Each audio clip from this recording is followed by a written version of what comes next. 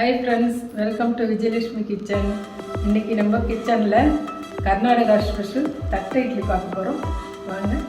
தேவையான பொருள்: இட்லி அரிசி 3 கப்பு, 1 கப்பு உளுந்து, 1/2 கப்பு ஜவ்வரிசி, 1/2 கப்பு அவல், 1 ஸ்பூன் வெந்தயம். இட்லி அரிசியும் ஜவ்வரிசியும் ஒரு 6 மணி நேரம் ஊற வச்சுக்கோங்க. உளுந்து 1 ஹவர் ஊறினா போதும். அவல் 10 நிமிஷம் ஊற வச்சுக்கலாம்.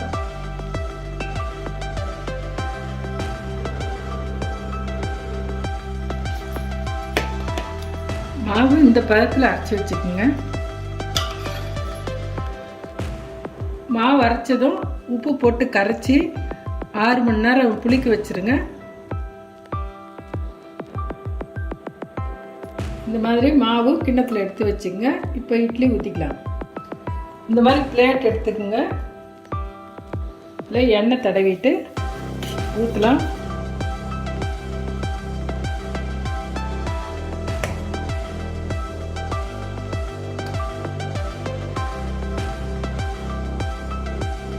இந்த மாதிரி பிளேட்டில் 3/4 பிளேட் வர மாதிரி ஊற்றிக்கலாம்.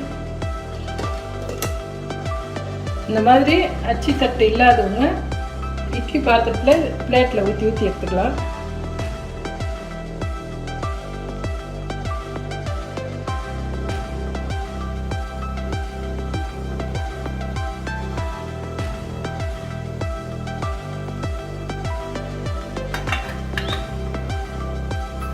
இது அப்படியே ஒரு 15 நிமிஷம் வேகட்டும்.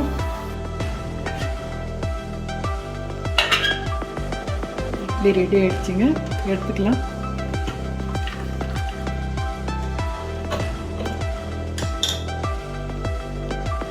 உடனே எடுக்கக்கூடாது, கொஞ்சம் ஆறின பிறகு எடுக்கலாம்.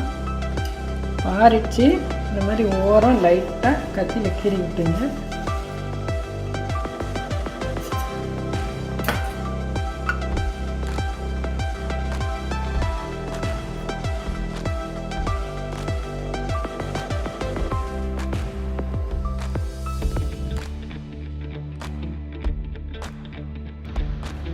வெஜிடபிள் குருமா வைக்கிறதுக்கு தேவையானது: ஆனியன், கேரட், பீன்ஸு, தக்காளி, தேங்காய், பொட்டுக்கடலை, பச்சை மிளகாய், பூண்டு, இஞ்சி, பட்டை, லவங்கப்பூ, சோம்பு.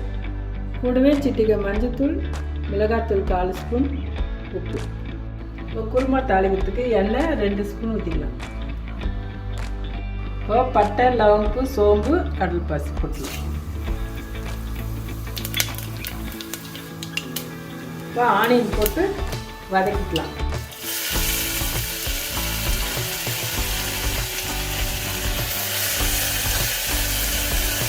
இப்போ கேரட்டு, பீன்ஸு, தக்காளி போட்டுக்கலாம்.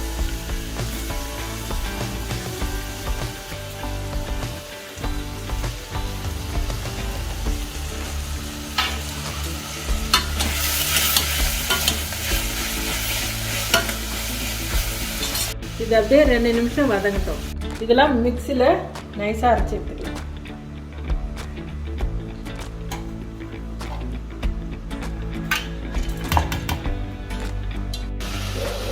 சிட்டிகை மஞ்சத்தூள் போட்டுக்கலாம்.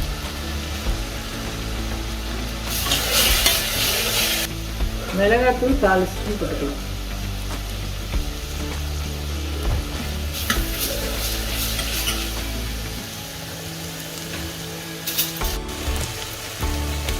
உப்பு 1/2 ஸ்பூன் போட்டுக்கலாம்.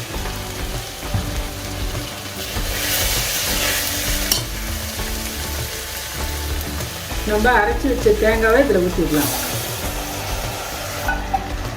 தண்ணி கொஞ்சம் ஊற்றிக்கலாம்.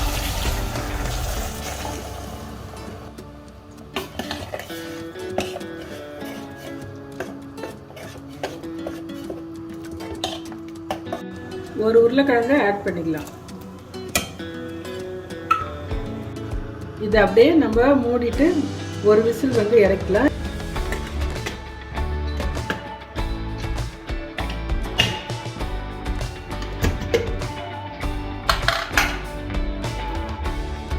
இதில் கொத்தமல்லி போட்டுக்கலாம்.